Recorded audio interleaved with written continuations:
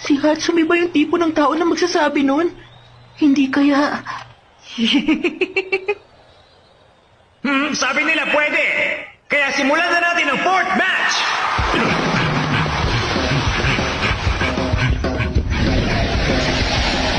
Hindi ba napakaganda ng acceleration mo, Ida? Microphone? Para saan? May gamit siyang speakers? Hindi ba magaan sa pakiramdam tumakbo ng ganyan? Siyempre naman dapat lang. Tinutulungan siya ng leg parts na gawing swabe ang galaw niya. Habang ako naman, madaling makakaiwas gamit ang hydraulic attachment. Saan nakaupo yung support companies? Nakikinig sila! Mission accomplished! May Hatsume, Quirk Zoom. Kung seryoso siya, kaya niya makakita hanggang 5 kilometers ang layo. Dahil may sensors ako sa bawat direksyon, makakaiwas ako sa mga atake ng kalaban mula sa likod.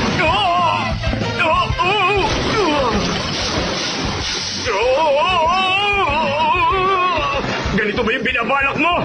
Madaling nakakapagpalit ng direksyon si Ida. At salamat yun sa auto-balancer na nakakabit sa likod niya.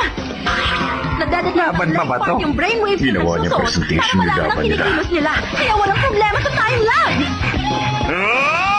At syempre, equip ang auto-balancer ng 32-axis na gyro sensor. Kaya hindi masusubang gumagamit ito, maliban na lang kung gustuhin niya.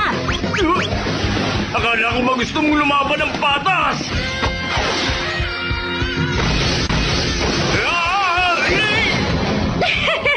Ano masasabi niyo? Ang galing ko, di ba?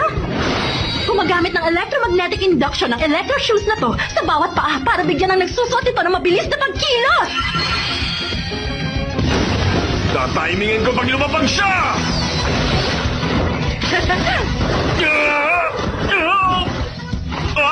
Ano to? Capture gun para mahuli ang villain. Nasa loob ng cartridge ang mga net at pwede kang bumaril ng 5 beses bago mag-reload. At sino sa tingin niyo ang gumawa ng mga ito? Walang iba kundi ako, si Mei Hatsume. Ngayon mga taga-support companies dyan, si Mei Hatsume, Mei Hatsume, Mei Hatsume lang ang piliin niyo pagdating sa support item! Nangangampanya? Ngayon, i-demo ko naman ang susunod na support item. Marami pa siyang dala?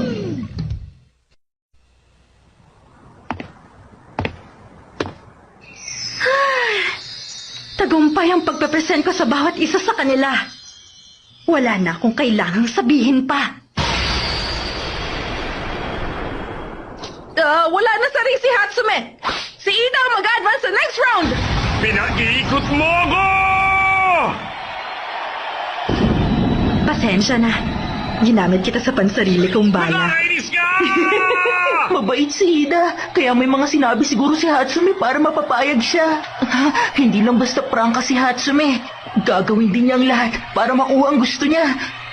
Ang galing!